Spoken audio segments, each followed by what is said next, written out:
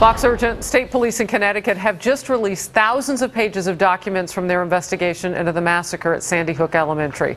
This is obviously a very sensitive story, and as we report on this, we're going to try to avoid running any graphic or disturbing material out of respect for the families and the victims.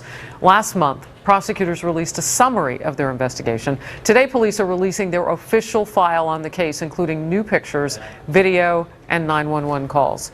This all comes just over a year since Adam Lanza forced his way into that school. He shot and killed 20 first graders and 6 staffers inside the building, and then shot himself as police closed in on him.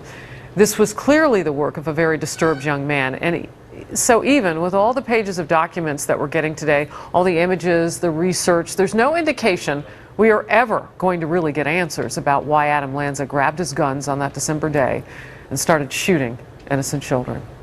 Laura Engel is live in our New York City newsroom. Laura?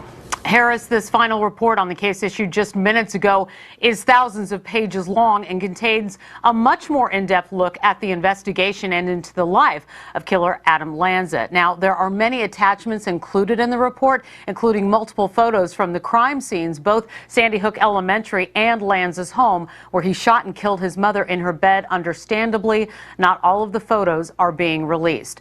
We do have some photos that we can show you, though. Here's one from the report of Adam Lanza's computer hard drive, which he apparently smashed with a weight before he headed to the school. Of course, investigators have been trying to get information from that. And we also have one from Adam Lanza's ID from the Newtown technology team. We'll be showing that to you. There it is on the screen. That was also found in his room. Now, the report is heavily redacted or edited, which has a bunch of blacked out portions of the identities of minor witnesses, visual image depicting a homicide victim, identity of confidential informant and witnesses, the names and addresses of students enrolled in the public school. In a letter accompanying this report that we've just received here in the newsroom, Reuben F. Bradford, Commissioner of the State Department of Emergency Services and Public Protection, explained the heavy edits, adding, "I hope that the release of this report, though painful, will allow those who have been affected by it to continue in their personal process of healing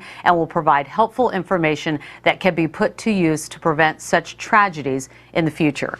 Now, the summary that was put out last month by the state's attorney was based on these never-before-seen documents, which detailed the timeline of the crime scene evidence and recovery, and contained pages of information on Lanza's education, his personality, mental health, and habits, along with a description of his apparent obsession with mass murders, especially the Columbine school shooting. As we have been mentioning, that we have a lot of producers going through this as well, going through this report, trying to bring you the very latest on that. And there was one piece also that was new and interesting to us about the mother, Nancy, that she went out of town on Tuesday the 11th and went outlet shopping on the 12th, bought a few things, and then on Thursday, the day before the shooting, she met with somebody. That name in the report was redacted. Apparently in that meeting, they spoke about her life and her son with what she described as disabilities.